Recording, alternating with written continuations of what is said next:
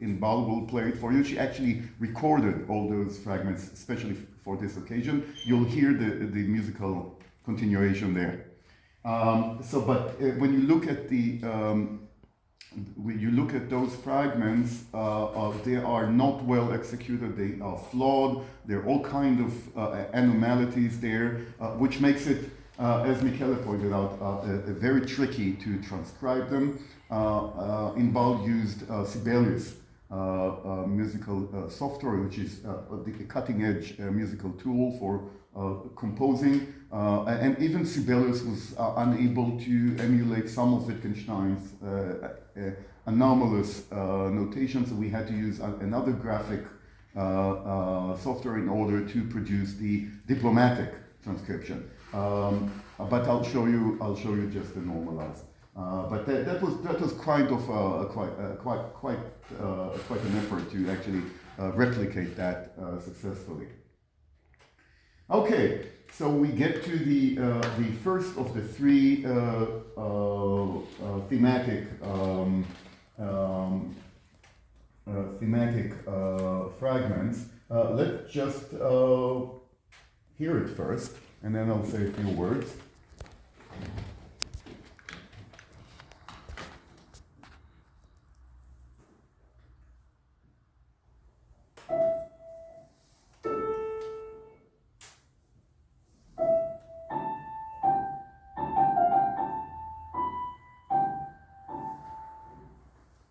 So this musical passage presents actually the nucleus of a musical idea. You have a leap, the first two notes, whose complementary interval is then filled with a stepwise motion. And this suggests, if you will, an opening figure and its initial development, setting up a context for the establishment of a key, first and foremost, as well as providing the potential for further elaboration. Now, just a musicological point, such a compositional technique is very typical of Western composers, and you have an example of the opening of Beethoven Piano Sonata Opus 2, number 2, and you see the leap and then the filling in of an inverted interval, and then the question is, you get that, what's next? In the manuscript, in the pocket notebook, the context is an early occurrence of Wittgenstein's phrase, the lightning-like speed of thought. And he begins with the idea that one could always speak with the expression of conviction even without the conviction, but we don't do this. And he added a remark in brackets, the thought came to me half asleep, and asks a straightforward question, what is the lightning-like speed of thought? And then the musical fragment follows. Now, the concept of the lightning-like speed of thought suggests itself, according to Wittgenstein, when in cases of sudden understanding, we have a tendency to mystify the word thought by assuming that there must be some extremely accelerated inner process that runs in the background of our mind, as if the whole thought and its future development must be contained in an instant. The fragment itself gives concrete form to such tendency, but also betokens a response. If a solution becomes immediately obvious as some sort of a peculiar, temporarily abbreviated form in one's mind, how one does know that this is what the abbreviation refers to. As in the Beethoven opening in the sonata, Wittgenstein thinks through an instance of this sort of lighting-like solution, and if one understands the two-step musical statement, well, one has acquired not only a sense of the key, but also, most significantly, a musical idea which can now be followed with confidence.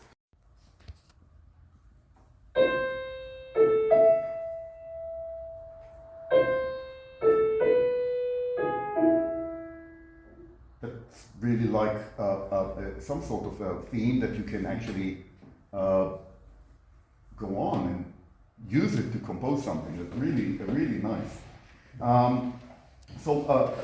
This particular fragment is introduced As part of setting the distinction between following a rule and acting regularly in accordance with the rule, and Wittgenstein voices his reservation about the idea that understanding how to correctly follow the connection between the signs, that is, I quote, getting the system right, indicates, and I quote again, an inner process of understanding. This clearly connects the musical fragment in this, with this context, with the previous one concerning the lightning speed of thought. Now, according to Wittgenstein, I quote from the pocket notebook, we are tempted to say the sign is composed, zusammengesetzt, is a composite, zusammengesetzt, when its constitution yields its sense. But what is its sense? By sense, we think of something that lies outside the sign, the use as it occurs outside the sign. And he proceeds to critically consider this temptation, and I quote again, the sign of the command is composite when we can gather from its constitution what we have to do. And he responds to that as follows, and I quote again, what we have to do is, in a sense, a picture of the action, which we construe according to the composite sign. In light of this, the following question may arise. Can such a picture be gathered from the constitution of the sign itself? And if not, then in what sense could the sign be said to be composite?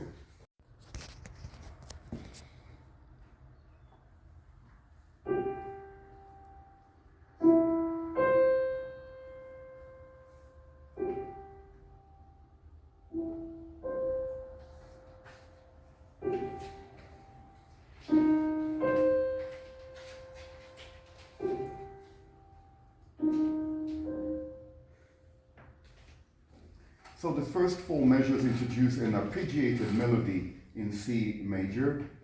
This is then immediately echoed in the tonic minor. The melody consists of a long values only, a dotted half note followed by a quarter note and a whole note. And in the absence of any shorter notes, the melody appears to be sustained or lingering, which befits Wittgenstein's marking of Langgezogen, which is long, drawn out, and Inbal actually demonstrated that perfectly in her playing. The presentation of the melody in the major mode, which is immediately echoed in the minor mode, is very characteristic, as Wittgenstein knew very well in certain works by Mozart and Schubert, among many others, and lo and behold, in later texts, you find that in Culture and Value, Wittgenstein writes quite a bit about the minor echo in Schubert, and which means that he was very familiar with the technique. He could replicate it or use it for his own pleasure, but also thinking very clearly at that early time about the aspect perception and the connection between musical expression and faces. That's why I just put on the slide those very funny Wittgensteinian emoticons. The connection between understanding musical expression and understanding facial expression is very, very, very familiar from Wittgenstein's later work. Here's the original leidenschaftlich theme.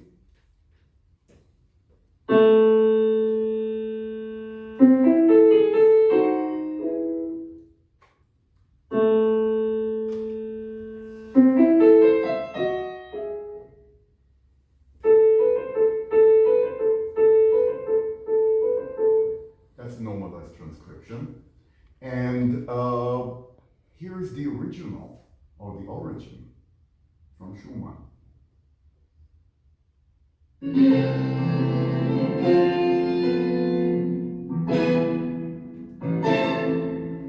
Now, it perhaps at first blush, it's very, it's not immediately similar. And one reason is that Wittgenstein wrote something which sounds like the beginning of a piece, like the opening of a grand Schumannesque piano concerto, if you will. So whereas Schumann, in Schumann we hear the closing gesture, in Wittgenstein it's an opening gesture, but still, if you follow the harmonic layout, and you can, there are reasons, we discussed that at length, there are reasons why this particular passage remained in Wittgenstein's memory, and he tried to, in a way, capture it or try to work with it. It's not clear. The leidenschaftliche theme is perhaps derivative or derived from the Schumann, but still, it is an original composition in a sense that it's not an attempt to write something from memory, but rather to work with it, and that is also evident in his suggestion to continue the theme. He writes the third measure, and he says etc. And there's to be continued, but he never actually did continue. Here's the continuation. Let's hear the first part of the Leidenschaft, and then what we contend is the second part of the Leidenschaftliche theme.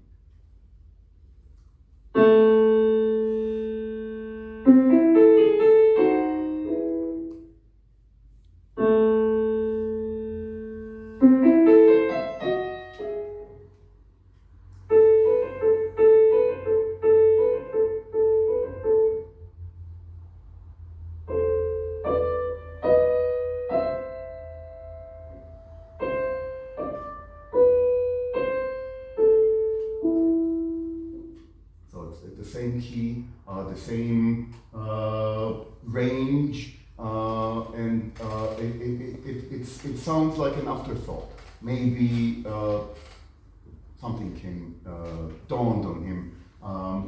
What is interesting is not just the musical affinity, but also the contextual affinity. I'll say a few words about that, but first we have to hear what a musician can imagine if we take the original Leidenschaftlich and think of it as a sketch for a complete fragment, because this is just 3 bars. But it seems to be like a sketch or a plan for a larger piece, and of course we can never know what that larger piece could have, what Wittgenstein's etc. would entail. But for musicians, it's actually a common exercise in music schools that they can take a fragment or a theme and, in a way, reimagine it in the style of a composer. So again, if you want to think about this like the beginning or a passage from a Schumannesque piano concerto written by Wittgenstein, here is one example, and again, all credit goes to Inbal.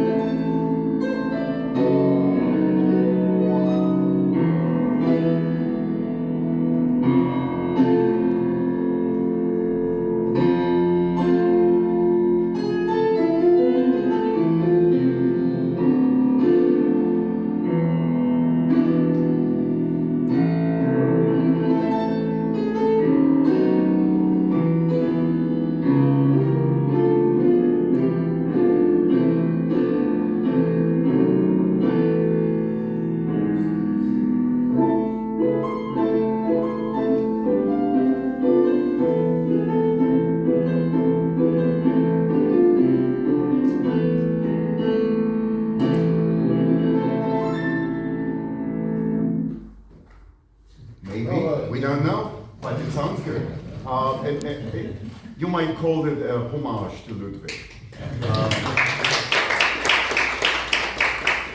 it's her, it's not me. But